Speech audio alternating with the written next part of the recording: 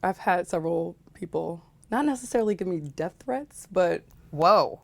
It went almost that close? not that close, but I've had someone call me and out of the blue, hey, what would you do if I followed you around all day?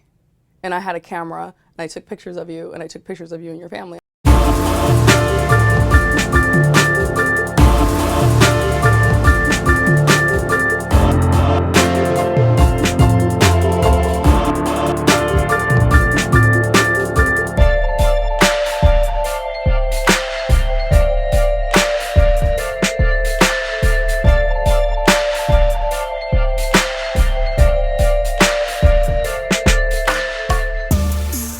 I'm the CEO of Bossip and the Chief Creative Officer of Moguldom Media Group. So we have a bunch of other websites in our portfolio. Bossip is our flagship and it's our big breadwinner. Bossip is black gossip, but it's more than just news about celebrities. It's crazy news, it's politics. We were quoted in GQ magazine once as viciously hilarious. It's pretty much what you're thinking in your head, but you're too scared to say. What skills have you had to learn along the way that have been most useful to the job? When we started, it was only 2 people. So we grew the company to over 100 employees. And then it was, you have to actually deal with, Managing people? managing people and understanding people and different nuances and things like that. Which can be frustrating. It's very frustrating, especially if it's people who are not so easy to deal with. What's the most difficult personality type to deal with? I want to say for me, my main difficulty is with the people who do their job really well.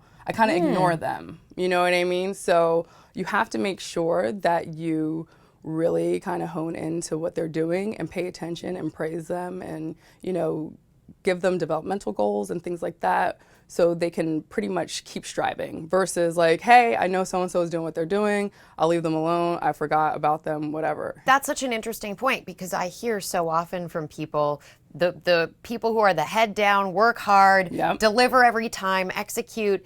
They're like, well, where's my boss? And why aren't they recognizing me for being You have to really, make sure you're paying attention to those people because they excel already. But, if you do put that extra effort into them, then they will excel even further. What were the most important things that you needed to do to become what you've become inside of Moguldom and the CEO of Bossip? I had, some life-altering situations. I was in a really bad car accident in 2004 and I broke my neck and I kind of used to be not so open. So when this opportunity came up to me, I went to school for biology, so it was a sense of, hey, I have no idea about the internet. I have no idea about celebrities.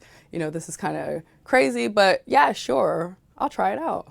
If you don't have the skill set or if you don't, all that stuff can come later. When I started doing this, I had no idea. I was on the computer probably a good 20 hours a day just figuring out stuff, like never getting up. I didn't comb my hair. I was in a hoodie just on the computer forever. Wait, you were trying to be Mark Zuckerberg? Right? I wasn't trying to be. I was just trying to figure out life. You know what I mean? You just have to really kind of go for it. An incredibly valuable lesson. What has been the most difficult lesson for you to learn? I've been attacked a lot. I've had several people not necessarily give me death threats, but whoa. It went almost that close? Not that close, but it's scary because I've had someone call me and out of the blue, they just get your phone number, how they get it, who knows.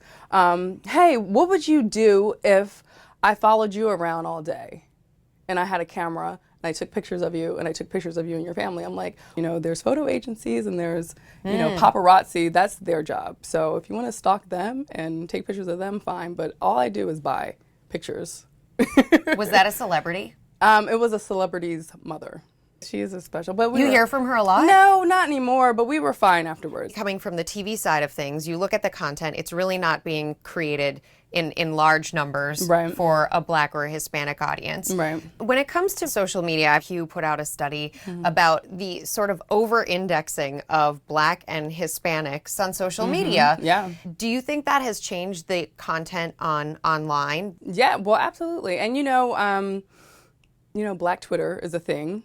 Black Twitter is a group of Black people on Twitter that just kind of go at each other, and they post funny stuff, and they do all these things, and they create all those memes and all that, and it's just like everybody follows them. They're highly engaged, and it's just crazy. They're like Twitter famous, you know? Yes. Twitter famous people. What do you see changing in that whole landscape of social media? Everybody's such an oversharer, which Yes. is, I'm not. Like, I gave you guys my Twitter handle. I have 0 tweets. I do Instagram, but it's private. I don't really want my stuff out there like that, but people, I think that gives them a level of belonging maybe, or some sort of, they feel like their voices are being heard, whereas, you know, previously when there was not social media, you know, who could hear what you have to say?